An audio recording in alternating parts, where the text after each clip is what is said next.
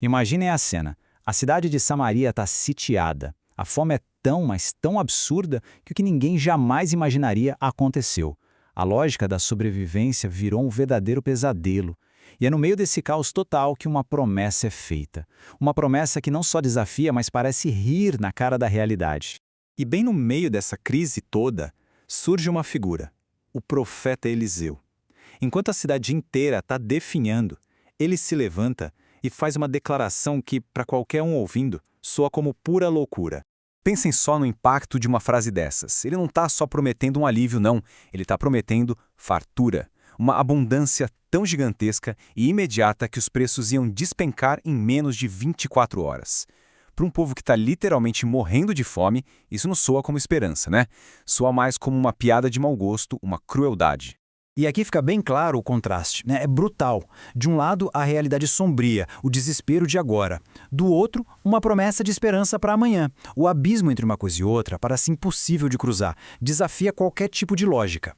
E claro, a primeira reação é aquela de tá de brincadeira, né? Um oficial de alta patente, um cara prático, que olha para a situação e simplesmente ri da ideia. A pergunta dele é a voz da razão, da lógica que se recusa a aceitar o que os fatos gritam ser impossível.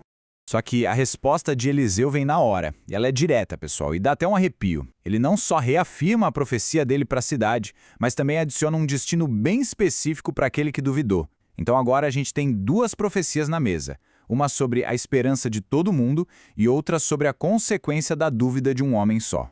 E é aí que a história dá uma virada e foca nos heróis mais improváveis que se possa imaginar. Do lado de fora dos portões, 4 leprosos, os mais excluídos da sociedade, encaram a própria morte sem nem fazer ideia do que estava sendo dito lá dentro. A salvação vai vir de onde ninguém, absolutamente ninguém, estava esperando. O que eles fazem, então, é usar a lógica. Uma lógica bem fria, como a gente pode ver aqui. Ficar parado é morte certa. Voltar para a cidade também. A única opção, a única mesmo que tem uma faísca de chance de dar certo, é se render ao inimigo. É, no fim das contas, uma aposta de quem já perdeu tudo. O famoso "o não eu já tenho". E é com essa lógica do perdido por um, perdido por mil, que eles se levantam e vão em direção ao acampamento inimigo já de noite. Eles caminham esperando encontrar o perigo, guardas, soldados e, provavelmente, uma morte rápida. Só que o que eles encontram, bem, ninguém poderia prever. Dá para sentir a tensão no ar, né? Eles estão chegando perto do território inimigo. Cada passo é um risco. Qualquer barulhinho, um galho quebrando, e já era. Mas tem alguma coisa muito estranha. Cadê o barulho de um acampamento militar? As vozes e os cavalos, o som das armas? Não tem nada. Só um silêncio esquisito, pesado, que não faz sentido nenhum. E aí vem a descoberta inacreditável. O acampamento está vazio. Um exército inteiro que sitiava uma cidade simplesmente desapareceu. Deixaram tudo para trás, parece que eles simplesmente sumiram no ar. Tá, mas como isso é possível? Acontece que os arameus foram tomados por um pânico total, causado por um som. Eles ouviram o que acharam que era um exército gigantesco chegando e entraram em pânico. Fugiram para salvar a própria pele, tudo por causa de um som que nem existia de verdade. E o que eles encontraram está bem aqui. Não era só um acampamento vazio, era um verdadeiro tesouro a céu aberto. Comida, bebida, prata, ouro, tudo aquilo que o pessoal lá dentro dos muros sonhava em ter, estava ali, de bandeja, intocado.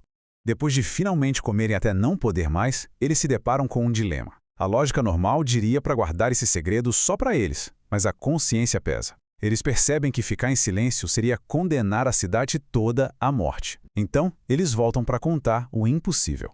Só que a reação do rei, que nem a do oficial dele, não é de alegria, é de desconfiança. Ele pensa como um general, né?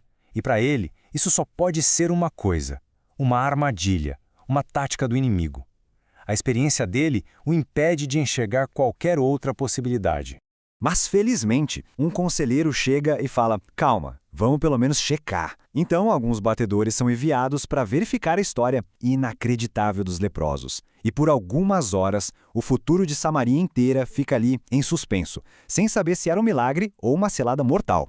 E a prova que eles encontram é irrefutável. Eles não encontram uma emboscada. Eles encontram um rastro de gente desesperada para fugir. Roupas, armas, equipamentos, tudo jogado pelo caminho na pressa. A verdade era muito, mas muito mais bizarra do que a armadilha que o rei tinha imaginado. Quando a notícia se confirma, não tem mais o que esperar. Os portões de Samaria se abrem. E é nesse momento de euforia, de caos total, que as duas profecias de Eliseu se cumprem com uma precisão que é, ao mesmo tempo, cirúrgica e assustadora. É uma loucura. O povo sai correndo e invade o acampamento, trazendo de volta uma quantidade absurda de suprimentos. A oferta de comida explode e os preços, claro, despencam. E de uma hora para outra, aquilo que parecia delírio vira a lei do mercado. Uma medida de farinha por uma peça de prata. Exatamente nos mínimos detalhes, como Eliseu tinha falado. E aquele oficial, o cético, lembra dele? O rei o coloca para controlar o portão, talvez para tentar manter alguma ordem. Só que a multidão faminta, agora eufórica, é como uma força da natureza, não dá para controlar. O povo passa por cima dele e ele é atropelado e morre. Bem ali, na porta, na entrada da salvação em que ele se recusou a acreditar. E aqui a gente vê a segunda profecia se cumprindo, ao pé da letra.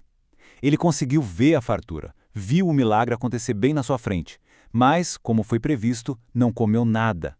A lógica dele, que o protegia de uma falsa esperança, acabou cegando-o para um milagre real, e isso custou tudo para ele. No fim, essa história toda deixa a gente com uma pergunta bem forte. A gente viu dois jeitos de pensar aqui. A lógica da razão, do oficial e do rei, que dizia que era impossível se salvar, e a lógica do desespero, dos leprosos, que os fez agir quando não tinham mais nada a perder, e foi assim que eles acharam o milagre. Então fica a reflexão. Quando a realidade vira de cabeça para baixo e desafia tudo que a gente acha que sabe, em que tipo de lógica a gente deve se apoiar?